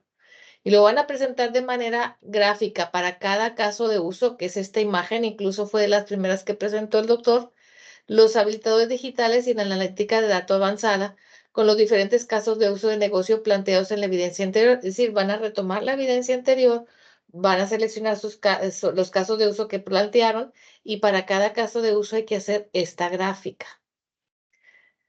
Presentar para cada caso de uso los resultados que se espera. Si ustedes se fijan en esta imagen que puso el doctor, están los casos de uso, lo que se espera y en este caso los capabilities y las habilitadores digitales. Quisiera hacer aquí una pausa, doctora, si me Sí, permites, nada más bien. para asegurarme de que esté entendido la expectativa. No se trata, compañeros, de que ustedes incluyan todas las habilitadores en la parte horizontal o todas las analíticas en la vertical. Se trata de que ustedes sepan identificar, de acuerdo al tipo de caso de uso y de acuerdo al alcance que quieren darle a ese caso de uso. Fíjense, son las dos cosas. el tipo de caso de uso y el alcance, cuál va a ser digamos, ahora sí que la forma en la cual van a arropar la solución de transformación digital, ¿verdad? Entonces tienen que seleccionar muy bien, tanto en la parte horizontal como vertical, lo que van a elegir. Y por favor, no se limiten a poner solamente de lo que aquí aparece en el ejemplo. O sea, si ustedes saben de algún otro habilitador, y voy a poner el ejemplo de los habilitadores, algún otro habilitador que ustedes sepan que existe y lo investigan ahí la literatura del internet o en algún libro y que no haya puesto yo aquí, por favor, inclúyanlo. En la parte de ciencia de datos, francamente, no van a encontrar otras. Digo, ya habíamos hablado de ahí de la parte de analítica cognitiva, revísenlo, pero siento que ahí va a estar más sencillo para ustedes porque pues ahí ustedes van a decir, bueno, hasta qué escalón quiero llegar, ¿verdad? Y de acuerdo al escalón, pues ustedes ya eligen, al alcance, eligen hasta dónde van a llevar la propuesta de implementación en el portafolio, ¿verdad? La propuesta de diseño, ¿verdad? Porque pues, en realidad no vamos a implementar nada, vamos más bien a diseñar, ¿verdad? Adelante, doctor. Gracias, doctor. Después hay que presentar conclusiones del trabajo, resumiendo los resultados clave del informe, destacando los puntos más importantes relacionados con la propuesta de monetización de datos y los casos de uso presentados. Incluir una reflexión describiendo cómo esta evidencia contribuye en su desarrollo profesional. La estructura del reporte debe incluir la portada con los datos, nombre de la evidencia, nombre del estudiante, nombre del facilitador y fecha. Los puntos antes descritos, citas y referencias en formato APA y una redacción clara, coherente y sin errores ortográficos. Aquí vienen los criterios de fondo y de forma y los contenidos. Igual, repito, esta información la pueden descargar aquí en recursos donde dice evidencia 2.2. Incluso trae la rúbrica. Y pues eso prácticamente sería todo con respecto a la evidencia. No sé si tengan alguna duda.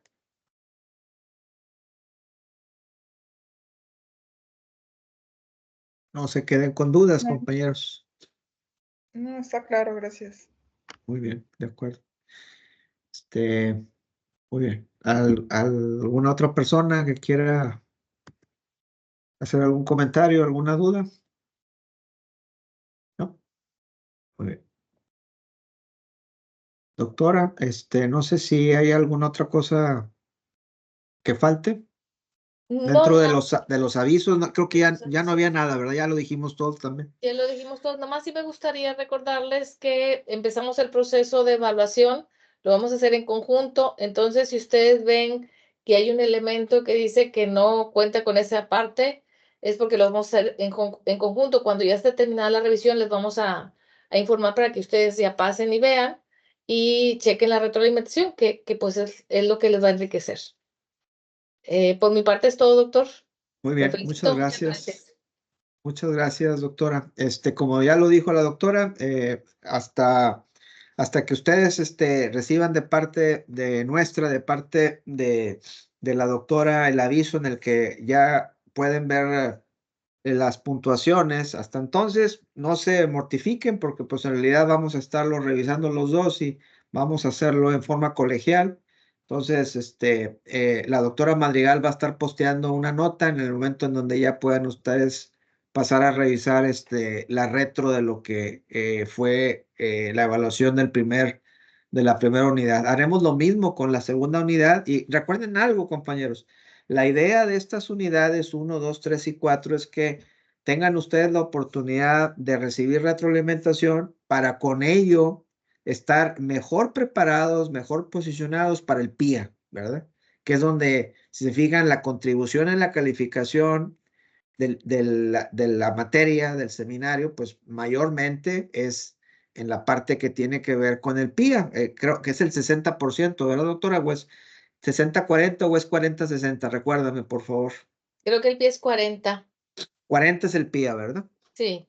Muy bien, es una aportación muy importante, entonces aprovechen estas oportunidades, no dejen de entregar sus evidencias para que de esa forma haya un beneficio, no solamente en la unidad, pero sobre todo en la retroalimentación para el PIB. Muy bien, pues de mi parte sería todo, doctora. Compañeros, que tengan buenas noches y seguimos en contacto. Muchas gracias, buenas noches. Muchas gracias, buenas noches a todos. Hasta Buenas luego. noches, gracias, Doc. Hay que la grabación, Doc. Sí, de hecho estoy precisamente aquí ya por acabar. Le voy a poner stop, ¿verdad? Así es. Muy bien. Aquí va. Bye. Que estén bien todos. Gracias, buenas noches para todos. Buenas noches.